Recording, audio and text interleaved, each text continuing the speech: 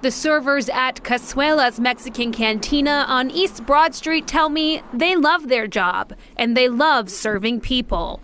They say Sunday afternoon they were doing just that. Apparently this lady came in and Ricardo, who is a great person, was taking care of her. He said he only worked here one day a week, which is Sunday. He has 2 jobs. After the woman and her family left, they found this on the table, a receipt. But instead of the tip, the woman wrote this hateful message. It's just not right. So that happened on March 2nd, and as you can see here, the woman tipped $0 on an $88 bill and wrote, "You suck, I hope Trump deports you," at the bottom of the receipt to a server who works multiple jobs. Now, aside from the obvious racism here, I also want to take the time to point out this Karen's entitlement because in the state of Ohio, servers make a sub-minimum wage, meaning that they mostly subsist off tips.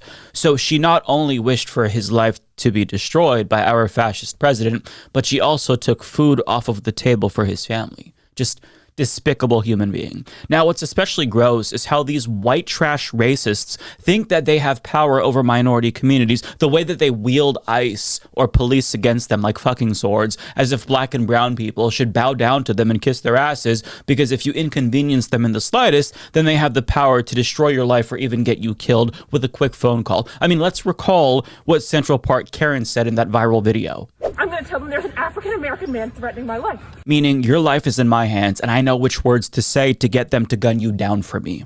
And these same types of people are now using ICE in a similar manner. You cannot hate these people enough. They are despicable, morally reprehensible cretins. But none of this is surprising because this is the cultural effect that Donald Trump has on the country. Racists feel emboldened because of him. And since he's able to get away with saying racist things, they think that they can too. But guess what? It doesn't work that way. In fact, the lady who left that message to the server learned this the hard way because one of Ricardo's coworkers posted a picture of that receipt online and it blew up almost immediately. And it didn't take very long for internet sleuths to find her Facebook and start tagging her in the image. And here's what happened next. Newsweek reports Stephanie Lovins, the lady who left that message on the receipt, initially denied any involvement, claiming on social media that her credit card had been lost or stolen and that someone else had used it. "My credit card was lost and stolen, and someone attempted to use it. Thanks for the notification." She's so fucking full of shit. "This has been reported through my bank," she wrote on Facebook. "Thank you for all the recent notifications of scammers and profile hackers." Oh, I was hacked. We've never heard that before. "I recently discovered a lost missing credit card and an attempted use/purchase. I appreciate your patience while I manage the situation," she wrote on a post on LinkedIn. This woman's social media account has since been deleted. Oh, I wonder why.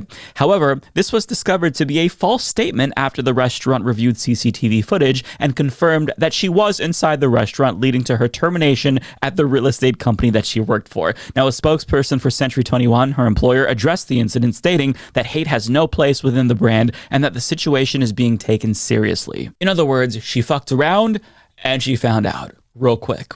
Turns out that you can't be openly racist towards people without consequence. Just because Trump is able to get away with it doesn't mean that you can too. And listen, if it wasn't already obvious, I have no sympathy for this Karen because she wished for this server's life to be destroyed. That's what would happen if he were undocumented and deported. He would lose everything. But guess what? She ended up destroying her own life instead. That, my friends, is what I'd like to call poetic justice.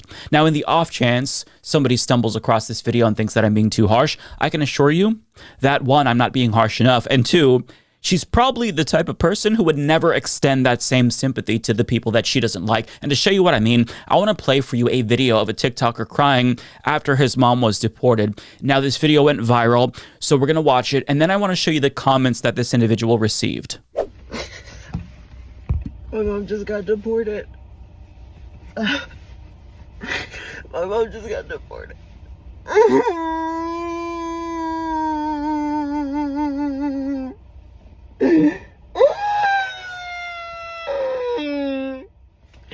It's so not fair.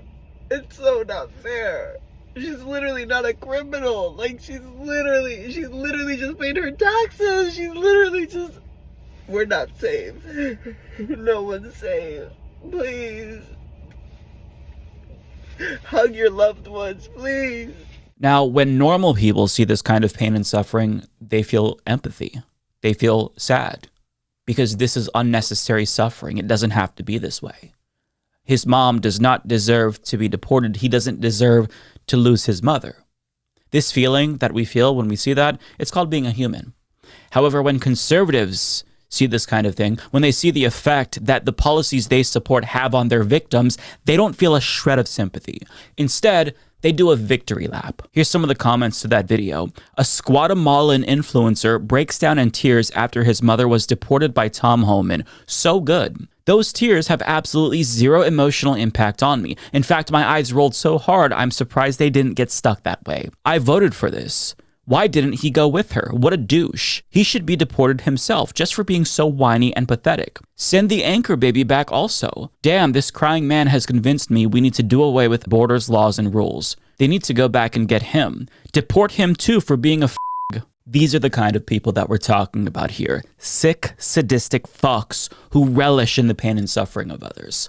They get off on it. It fuels them. So if one of these kinds of people, like this lady, are stupid enough to say something like this without the anonymity afforded to them by the internet and it catches up with them, spare them your fucking sympathy. Save your sympathy for their victims.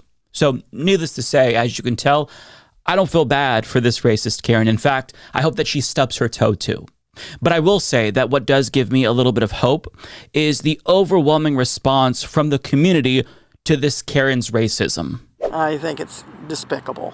You know, that's not who America is. You know, we're all immigrants. Ron Sitters from Granville has never been to the cantina, but came to show support. The food was wonderful. Everything was, the people were courteous. Everything was wonderful. So I was in shock when I saw that story because I literally had just come back from Mexico the day before and kind of broke my heart. We never expected that to go that viral or having that reactions. Thankfully, all the community has been really supportive. The employees say people are already planning to come in next Sunday when Ricardo works and make the day special for him. This is a space for being inclusive, and there's no space for hate inside Cazuelas. The employees say they hope some good will come out of sharing this story. And that right there makes me think, maybe not all hope is lost. You know, to see communities come together and stand up for each other makes me feel like maybe we might still be able to salvage this country one day. Probably not, but maybe there's a small chance. But one of the reasons why things feel so bleak right now is because it's not just the evil fascistic policies that are so bad. It's the culture that's being fostered by Donald Trump and the Republican Party too. That also has a profound impact on so many people, socially, psychologically. But fortunately, we're not the only ones paying a price for Donald Trump's ascendance, because the people who voted for him also, who thought that their privilege would protect them, are also getting fucked over by this administration. And truly, no one is spared, and they're learning that the hard way right now. And I'm sad to admit that seeing them get fucked over by the person who they voted for gives me a little bit of schadenfreude. Case in point, I want to hear from a 3-time Trump voter who also is a federal employee that worked for the IRS, who was just terminated by Doge. Here's what he has to say about voting for somebody that ended his job. Did you anticipate that this might happen or regret your vote at all? No, I don't necessarily regret my vote. I think the options that we had on both sides were, I think we could have had better choices on both sides. But for me, with what's going on here, my performance reviews all meets or exceeds. My bosses were very happy with me finding work to do, even if they didn't have something for me immediately. And with my particular job, between education, training, and compliance checks, we were able to recover far more revenue than the cost of keeping me employed. So when you think about the premise of Doge and that it's trying to root out fraud and wasteful spending, do you think that this approach will get to that with your particular job or your agency? Well, I think with all large agencies, there's going to be some people who underperform, and I believe there is some fraud, waste, and abuse. But I don't think that they're doing a very good job of finding out exactly what needs to be cut. I think they're just taking like the chainsaw to it instead of doing some critical thinking and doing some investigations to see exactly what is good and what is bad. Just letting it all go instead. Will this impact how you vote in the midterms? we'll have to see what's going on. Yeah, it's going to impact how I vote in the midterms. Yes. In what way? Well, I'm going to see exactly who's going to try to help fight for the workers, for veterans. I want the best for this country, no matter who's in charge. Hey, idiot, she is gently trying to get you to understand how you cut off your own nose to spite your own fucking face. See, you voted for a party that's talked about abolishing the IRS for years now, but you probably thought that your job would be spared because you're not one of them DEI hires, right? But I hate to break it to you, bud, but DEI includes you too. This man is a veteran, and as the Washington Post reports, Trump's executive orders on DEI may affect veterans as well, since the OPM didn't specify whether or not their preferred status has also been eliminated. Quote, none of these OPM memos explicitly exempts preference-hired veterans or military spouses when discussing DEI programs and protected characteristics. So presumably, all employees and officials of federal DEI offices, veterans and military spouses included, are prohibited under Trump's order from doing that work, whether they are placed on leave, resigned, or terminated. Oops. So for those unaware, DEI programs are also put in place to help veterans and their spouses, since they too face barriers to employment and institutional bias. But you probably thought that DEI just applied to black and brown people, and you had to find out the hard way that you might actually be a DEI hire yourself. I mean, you can't make this shit up. It's like a fucking parody. But it's also frustrating because we have to come to terms with the fact that there is a large portion of the American population who would happily vote against their own self-interest so long as marginalized people get fucked over more. And even though marginalized people will undoubtedly bear the brunt of the pain and suffering, I don't want to hear from people like this. I don't want to hear you complain about how you were fucked over too if this is what the fuck you voted for. I didn't agree to this. You did, so shut the fuck up and stop crying, pussy. I mean, this man is twice my age, and he's too stupid to understand that actions have consequences. It's probably too late to teach that to him, but I mean, it's a fucking miracle that he made it this far in life if you don't understand how voting for a party that has been wanting to abolish the IRS for decades might fuck you over.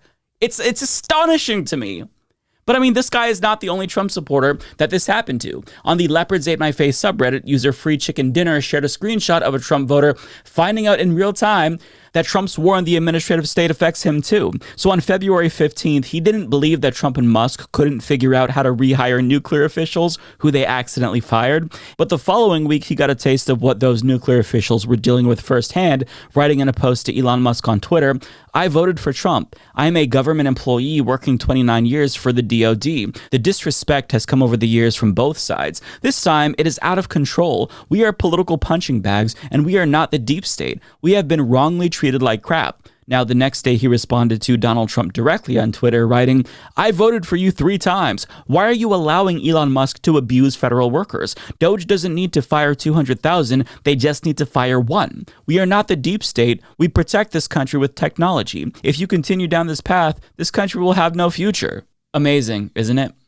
Now, fortunately for this person, it doesn't seem like they've lost their job yet, but they do still take issue with how all probationary workers are being let go without cause, and it feels like a 29-year civil servant such as themselves is owed much more respect than they're getting.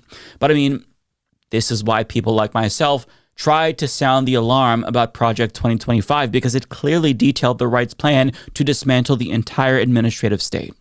So as a federal employee, I don't understand why you would vote for that agenda unless you're completely ignorant or you hope that you wouldn't be affected yourself. Also, side note, Project 2025 is already 38% complete, so it's on track to be fully implemented before their 180-day timeline. But in conclusion, the lesson for today's video is that actions have consequences.